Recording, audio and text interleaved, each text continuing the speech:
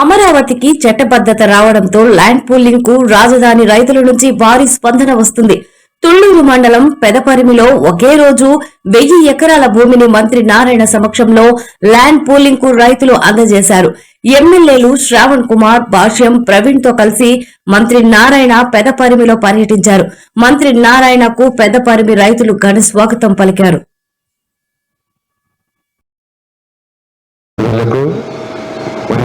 రైతు సోదరులకు, అధికారులకు నమస్కారాలు. చాలా సంతోషం అండి. 2014-19లో మొదట 29 గ్రామాల ల్యాండ్ పూలింగ్కి ఆ రోజు ఫైనలైజ్ చేశాం. ల్యాండ్ పూలింగ్ స్టార్ట్ చేశాం. ఆ తర్వాత ఈ పెద్దపరిమి నుంచి కొంతమంది రైతులు నా దగ్గరికి అనేక దఫాలు వచ్చారు. ముఖ్యమంత్రి గారి దగ్గర కూడా పోవడం జరిగింది. మా ల్యాండ్ కూడా తీసుకోమన్నారు. అయితే అప్పుడు తీసుకున్న ల్యాండ్ పూలింగ్ని ఒక దారిగా తీసుకొచ్చి వాళ్ళకి ఇచ్చిన మాట ప్రకారం అది చేసి తర్వాత తీసుకుంటామనే ఉద్దేశంతో ఆ రోజు గౌరవ ముఖ్యమంత్రి గారు కూడా అదే అన్నారు. ఫస్ట్ ఏదైతే ల్యాండ్ పూలింగ్ తీసుకున్నారో దానికి ఏదైతే మాట ఇచ్చామో రైతు సోదరులకి అది కొంతవరకు చేసిన తర్వాత ఫర్దర్గా పోతారు. ఇక్కడ ఎక్స్పాన్షన్ కూడా కాదండి, second land pooling, third land pooling కాదు.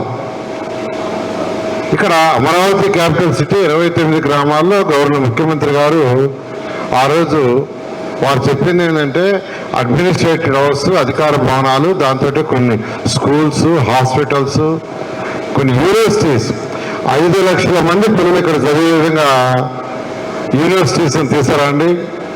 ఒక 5 లక్షల మంది పిల్లలు చదువుతున్నారంటే ఎన్నో వేల మందికి ఉద్యోగాలు వస్తాయి, ఎంతోమంది ఆర్థిక స్థితి పెరుగుతుంది. ఆ తర్వాత ఫర్దర్గా ముందుకు పోతుంటే ఆ నేపథ్యంలో అప్పుడు పెద్దపల్లి నుంచి కొంతమంది రైతులు వచ్చినా అటు శ్రవణ్ గారి దగ్గరికి వచ్చారు, నా దగ్గరికి వచ్చారు, ముఖ్యమంత్రి గారి దగ్గరికి వచ్చారు. వచ్చిన ఆ రోజు కొంత డెవలప్ చేస్తామని ఆగాం. అయితే గత 5 సంవత్సరాలు రైతు సోదరుల్ని గత ప్రభుత్వం ఎంతో ఇబ్బందులు పెట్టింది. కోర్టులు, కేసులు, పోలీస్ స్టేషన్లు, ఇప్పుడే చెప్పారు ఇంకా కొన్ని కేసులు ఉన్నాయని. అవేవో ఇస్తే నేను శ్రవణ్ గారు హోమ్ మినిస్టర్తో, ముఖ్యమంత్రితో మాట్లాడి అవన్నీ క్లియర్ చేస్తామని తెలియజేస్తున్నాను. అయితే ఇప్పుడు ముఖ్యమంత్రి గారు చెప్పింది ఒకటే, హైదరాబాద్ నగరాన్ని ఎలా డెవలప్ చేశారో అలా అమరావతి కావాలి. హైదరాబాద్ నగర్ డెవలప్ చేసిన ఫస్ట్ హైటెక్ సిటీ కట్టారు. ఫస్ట్ హైటెక్ సిటీ అది కట్టినప్పుడు కూడా అక్కడ హైటెక్ సిటీ అనౌన్స్ చేసి కడుతుంటే దాని మీద రచ్చ చేశారు. ఆ హైటెక్ సిటీ కాబట్టి లక్షల మంది హైటెక్ చదువుకొని, ఐటీ చదువుకొని ఈరోజు దేశ విదేశాల్లో ఉన్నారు. ఆ ఒక్క బిల్డింగే ఇన్స్పిరేషన్ స్టార్టింగ్.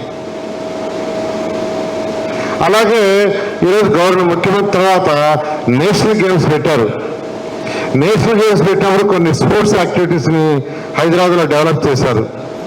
ఎక్కడైతే స్పోర్ట్స్ యాక్టివిటీ డెవలప్ చేశారో అవన్నీ డెవలప్ అయినాయి. ఈ మధ్య ఏరియాలో యాక్షన్ చేస్తే ఎకరా 140 కోట్ల మంది నేషనల్ స్పోర్ట్స్.